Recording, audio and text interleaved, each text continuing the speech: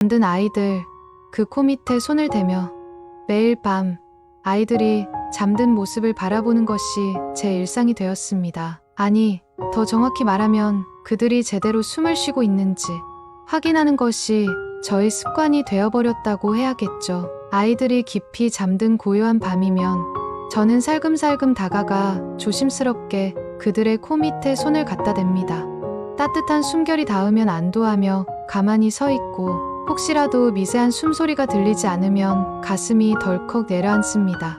가끔은 아이들이 깊이 잠든 나머지 호흡이 느껴지지 않을 때가 있어 다급하게 흔들어 깨운 적도 많았습니다. 아이들은 눈을 비비며 엄마 왜? 라고 묻지만 저는 아무 말도 못한 채 그저 가슴을 쓸어내립니다. 그렇게라도 하지 않으면 견딜 수 없거든요. 작년 이맘때 제 막내아이가 제 곁을 떠났습니다. 그날 밤도 평소처럼 아이들을 재웠어요. 막내는 낮에 한바탕 뛰어놀고 온 탓에 깊은 잠에 빠져 있었습니다. 저는 책을 읽다가 졸음이 쏟아졌고 그렇게 몇 시간쯤 흘렀을까요? 갑자기 희미한 소리가 들려 눈을 떴습니다. 막내가 이상한 숨소리를 내고 있었어요. 왜 이래?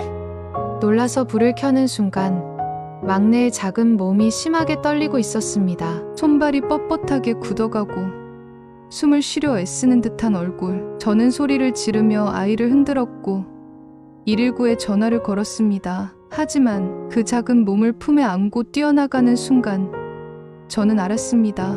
막내는 제 품 안에서 점점 차가워지고 있었습니다. 병원에서 의사는 돌연사 증후군일 가능성이 높다고 말했습니다. 명확한 원인조차 알 수 없는 건강하던 아이가 갑자기 떠나버리는 무서운 병. 저는 이해할 수 없었어요. 몇 시간 전만 해도 해맑게 웃던 아이가 이제는 제 품에 다시 돌아오지 않는다는 사실을.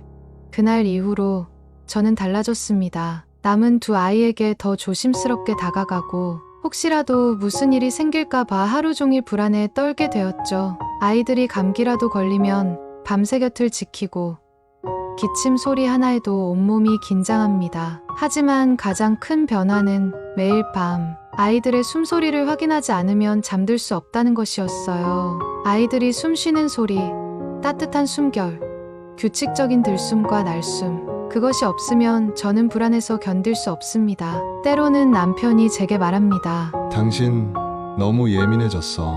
아이들도 불안해할 거야. 하지만 저는 그 말을 받아들일 수가 없습니다. 한번 잃어본 사람은 알아요. 아무리 사랑하는 사람이라도, 아무리 소중한 존재라도 어느 날 갑자기 사라질 수 있다는 걸. 그래서 저는 매일 밤 같은 행동을 반복합니다. 아이들의 코 밑에 손을 가져다 대고 따뜻한 숨결이 느껴지는지 확인하고 가만히 안도하며 눈을 감습니다. 그날 밤 떠난 막내를 대신해 남은 아이들만큼은 지켜내겠다는 다짐을 하면서요. 그리고 매일 밤 기도합니다. 제발 아무 일도 없기를. 그저 내 아이들이 무사히 아침을 맞이할 수 있기를.